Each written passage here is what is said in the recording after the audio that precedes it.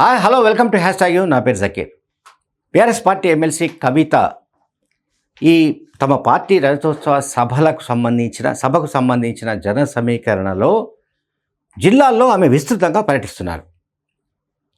ఖమ్మం కావచ్చు, మహబూబ్నగర్ కావచ్చు, కరీంనగర్ కావచ్చు, వరంగల్ కావచ్చు, ఈ జిల్లాలన్నీ కూడా విస్తృతంగా పర్యటిస్తూ ప్రజల్లో ఈ సభకు ఎందుకు రావాలి, ఎందుకు హాజరు కావాలి, కేసీఆర్ ప్రసంగాన్ని ఎందుకు వినాలి, ఈ రేవంత్ రెడ్డి ప్రభుత్వం ఎందుకు విఫలమైంది, ఈ రకమైన క్యాంపెయిన్ ఆమె నిర్వహిస్తున్నట్టుగా మనకు కనబడుతోంది. సరే, ఇటువంటి క్యాంపెయిన్ను ఆమె నిర్వహించడం పట్ల ఆ పార్టీలో కొంతమందికి అసంతృప్తి ఉండొచ్చు, వ్యతిరేకత ఉండొచ్చు, లేదా కొంతమందికి ఆగ్రహం కూడా కలిగించవచ్చు, కొంతమందికి ఇటువంటి ప్రచారం కూడా నచ్చకపోవచ్చు, అది వేరే విషయం. బట్ ఎవరు ఏమనుకున్నా సరే ఆమె తన రూటే సపరేట్ అన్నట్టుగా ఆమె వెళ్తోంది. కవిత తన దారి రహదారి అనే టైప్లో ఆమె ఈ క్యాంపెయిన్ మెథడాలజీని సెలెక్ట్ చేసుకున్నట్టుగా మనకు కనబడుతోంది. సరే, తమ పార్టీ అధ్యక్షుడు లేకపోతే తన తండ్రి కేసీఆర్కు తెలియకుండా ఇవన్నీ చేస్తున్నారని నేనైతే అనుకోవడం లేదు, అది వేరే విషయం. మొత్తం మీద అయితే కవిత ప్రభావం కూడా ఈ జన సమీకరణలో ఉండే అవకాశం ఉన్నట్టుగా ఆ పార్టీ వర్గాలు భావిస్తున్నాయి.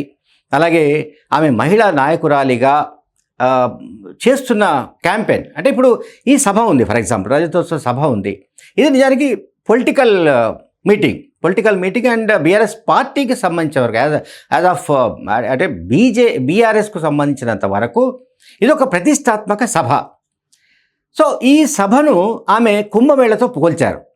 మనందరికీ తెలుసు కుంభమేళ అంటే ఇప్పుడు మనకు ఎట్లయితే తెలంగాణలో మేడారం జాతర, కుంభమేళ అంటే మనకు భారీ కుంభమేళ, ఈ మధ్యనే జరిగిన మహాకుంభమేళ మనం చూసాం. సో ఆ స్థాయిలో ఆమె దాన్ని పోల్చారు. అంటే 10 లక్షలు దాటి ఇంకా ఎక్కువ మంది హాజరయ్యే అవకాశం ఉన్నట్టుగా ఆమె అంచనా వేస్తున్నట్టుగా మనకు కనబడుతోంది. ఆమె అంటే ఏ రకంగా ప్రభుత్వం ఏ రంగాల్లో విఫలమైంది, లేకుంటే ప్రభుత్వం ఏ ఇష్యూస్లో ఎట్లా వెనుకంజ వేస్తోంది, అండ్ బీఆర్ఎస్ పార్టీ అధికారంలో ఉన్నప్పుడు ఏ రకంగా ఏ సెక్షన్స్ను పార్టీ ఆదుకునే చర్యలు చేపట్టింది, అట్లాగే ఇతర స్కీమ్స్ను అమలు చేయడానికి ప్రభుత్వం ఎంత ఆసక్తి చూపింది, శ్రద్ధ చూపింది, ఏ వర్గాలను అప్లిఫ్ట్ చేయడానికి, వాళ్ళ అభ్యున్నతికి ఎటువంటి చర్యలను ప్రభుత్వం చేపట్టింది ఏంటి, ఇవన్నీ కూడా ఆమె ప్రెస్ మీట్లలో అట్లాగే ఇతర సమావేశాల్లో ఆమె వివరిస్తున్నట్టుగా మనకు కనిపిస్తోంది. గడిచిన వారం 10 రోజులుగా ఆమె ఉధృతంగా పర్యటిస్తున్నట్టుగా కనబడుతోంది. అంటే అంతకుముందు కేటీఆర్ మనకు బాగా లైమ్లైట్లో కనిపించారు. అంతకుముందు కొన్ని రోజులు హరీష్ రావు కనిపించారు. చూడండి, చాలా టిపికల్గా కనిపిస్తుంది. ఇప్పుడు కేసీఆర్ ఏమో ఫామ్ హౌస్ నుంచి ఆయన 27న బయటికి రాబోతున్నాడు. Okay, April 27. సో ఈ మధ్య మనకు బాగా ఎక్కువగా కనిపించిన వాళ్ళల్లో అంటే బీఆర్ఎస్ పార్టీకి సంబంధించిన కార్యక్రమాల్లో చురుకుగా కనిపించిన వాళ్ళల్లో, చాలా ప్రోయాక్టివ్గా కనిపించిన వాళ్ళలో కేటీఆర్, హరీష్. ఓకే, ఆ తర్వాత కవిత. ఆమె రావడమే ఆమె ఒక అంటే చాలా స్పీడ్గా వచ్చినట్టుగా కనిపిస్తోంది.